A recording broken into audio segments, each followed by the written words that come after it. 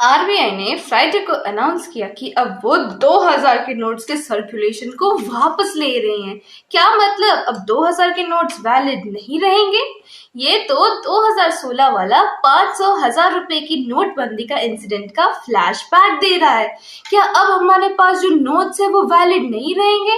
इन notes का हम क्या करें? अगर आपके मन में ऐसे ख्याल आ रहे हैं तो घबराइए नहीं।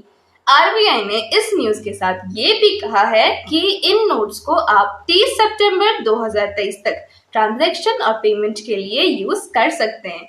लीगली बोला जाए तो 2000 की डिनोमिनेशन का लीगल टेंडर 30 सितंबर 2023 तक वैलिड है, लेकिन सेंट्रल बैंक लोगों को इनकरेज कर रही है कि वो सितंबर 30 2023 तक या उससे पहले नोट्स बैंक में एक्सचेंज कर लें या डिपॉजिट कर लें।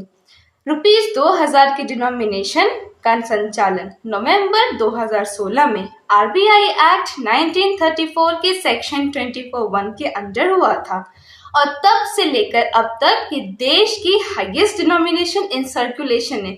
लेकिन अगर देखा जाए तो ये इकलौती डिनोमिनेशन है जिसका सबसे शॉर्टेस्ट ड्यूरेशन इन सर्कुलेशन भी रहा है। लेकिन अब जिनके पास 2000 के नोट्स हैं उन्हें इसका क्या करना चाहिए? देश भर के सारे बैंक्स ये नोट्स एक्सेप्ट और एक्सचेंज कर रहे हैं, तो आप अपने बैंक जाकर ये नोट्स डिपॉजिट कर सकते हैं। 30 सितंबर से पहले ही करना है आपको। यहाँ तक कि आरबीआई की 19 रीजनल ऑफिसेज में भी एक्सचेंज की फैसिलिटी दी जाएगी। लेकिन बैंक में नोट एक्सचेंज करने की क्या लिमिट है? आप एक बार में 20,000 तक की अमाउंट तक के नोट्स एक्सचेंज कर सकते हैं, मतलब एक बार में 10 नोट्स ही। और अपने बैंक अकाउंट में ये नोट्स डिपॉजिट करने की क्या लिमिट है?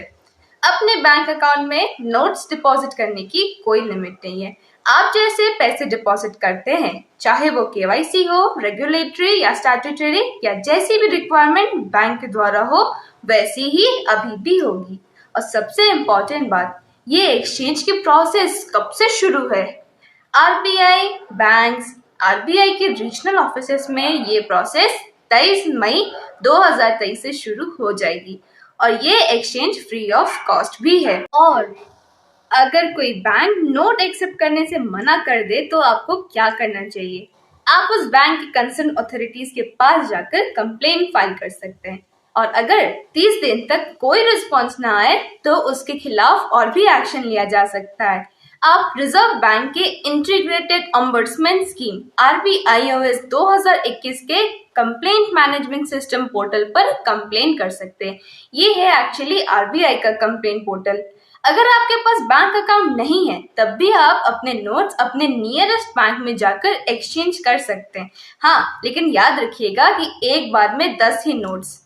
अब जो 2000 के नोट्स को गुड बाय कहने का समय आ गया है, तो आइए जानते हैं हमारे देश की सबसे बड़ी और सबसे लेस लास्टिंग करेंसी के बारे में कुछ और बातें। लेकिन ये 2000 की डिनोमिनेशन सर्कुलेशन में क्यों लाई गई? 2016 में जब 500 और 1000 के नोट्स के लीगल टेंडर इनवैलिड हो गए थे, जिसे हम आम भाषा में नोटबंदी कहते हैं, उस समय देश में करेंसी के रिक्वायरमेंट को भरने के लिए 2000 के डिनोमिनेशन लाए गए। क्योंकि ये समझने वाली बात है कि उस समय 500 और 1000 देश की सबसे बड़ी डिनोमिनेशन थी और उनके ऐसे अचानक इनवैलिड हो जाने पर इकोनॉमी में करेंसी डिफिशिट यानी जरूरत से कम मात्रा हो जाती है और सबसे ज्यादा प्रिंटिंग इसकी मार्च 2017 में हुई है। That is the 89% of the total amount printed till date. In notes की लाइफ स्पैन 4 से 5 साल तक की है और सबसे बड़ी बात यह है कि ये नोट्स का लीगल टेंडर कैंसिल क्यों किया जा रहा है? आरबीआई की क्लीन नोट पॉलिसी, जिसका एम है कि पब्लिक को अच्छे क्वालिटी के करेंसी नोट्स प्रोवाइड करना और मार्केट में जो फेक करेंसीज आ गई है उसके अगेंस्ट ये एक्शन है।